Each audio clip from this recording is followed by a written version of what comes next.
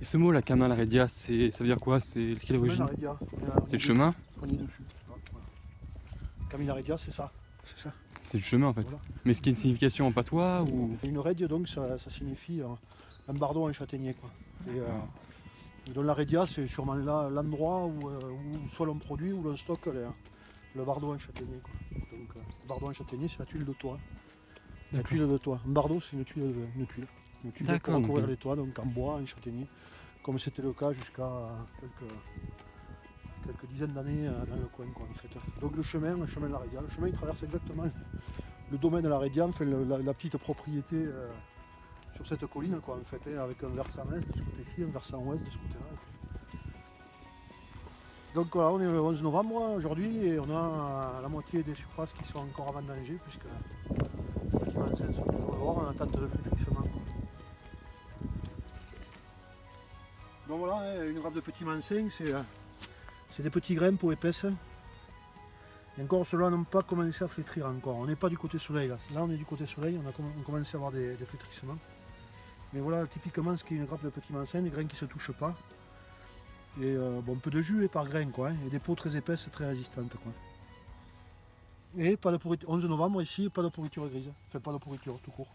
C'est l'air, je veux dire que là-dessus, s'il y a un petit peu de vent, eh bien le raisin ira un petit peu plus vite dans son flétrissement quoi. Et en cas de séquence pluvieuse derrière, il ne reviendra pas en arrière et il ne se rediluera pas.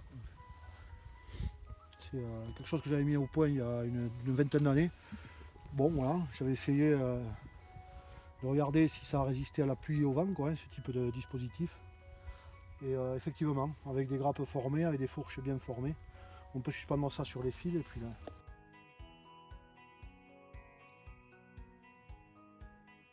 Donc voilà, donc c'est typiquement ce qui sera sur la ligne. Dans quelques jours, on n'aura plus de feuilles, sur la ligne il restera les raisins quoi, en fait.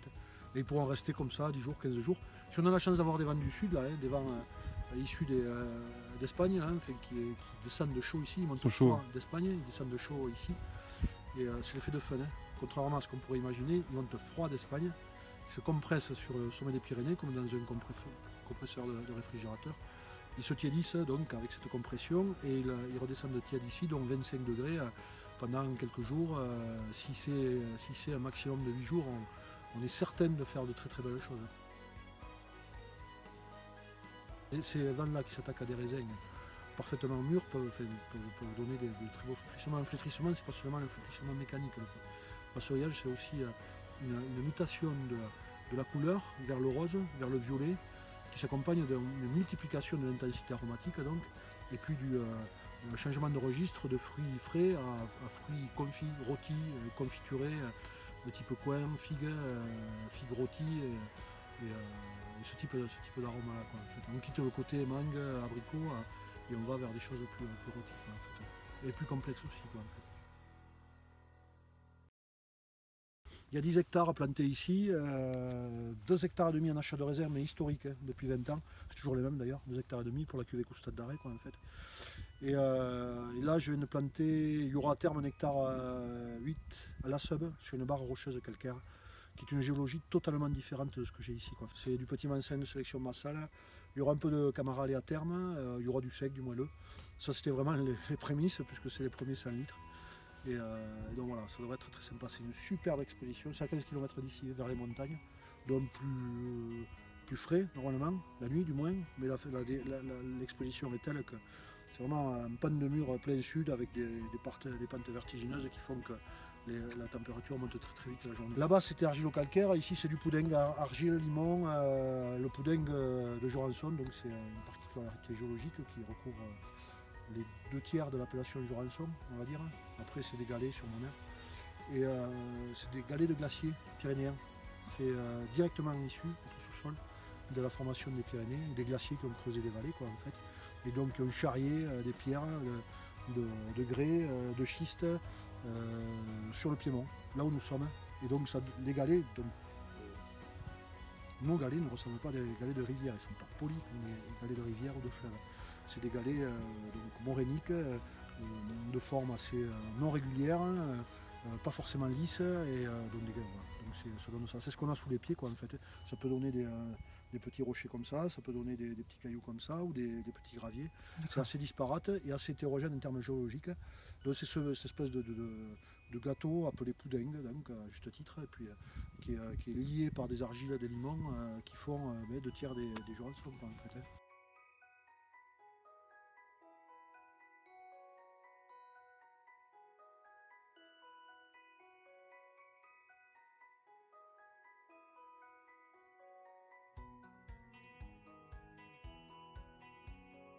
Et Pirada, tu mets quoi dedans?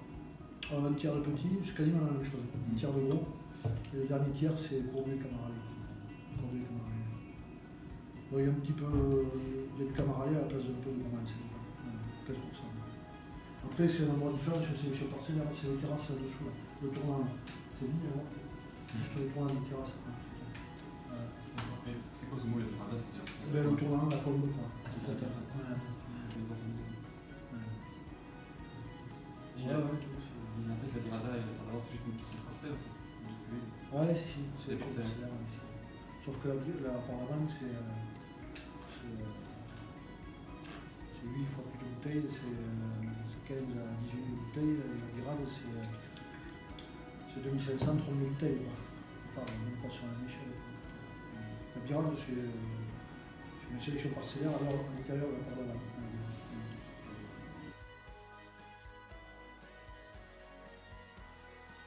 On ne va pas convoiter ou regarder ou se comparer en permanence. Si on doit se comparer, c'est pour prendre le meilleur d'une technique, voilà, la comparaison, elle est positive et constructive sur ce plan-là. À présent, nous, voilà, il nous a fallu construire des modèles aussi où on équilibre tout ce travail-là, quoi, en fait. Donc, maintenant, on y arrive aussi un petit peu, quoi, grâce aux facilités de commerce, de communication. C'est vrai qu'on arrive à montrer notre travail, à faire goûter nos verres là où il faut, et c'est une bonne chose, quoi, en fait. Alors évidemment, nous, on n'est pas du tout sur une production spéculative, très très loin de là, et puis c'est pas du tout la recherche. Enfin, oui, on est purement des paysans. Donc, le paysan, il travaille au mieux sa récolte, et puis il la commercialise pour en vivre, et puis ça suffit à son bonheur, quoi. Voilà, donc c'est pas. Il n'y a pas de souci de ce côté-là, quoi, en fait.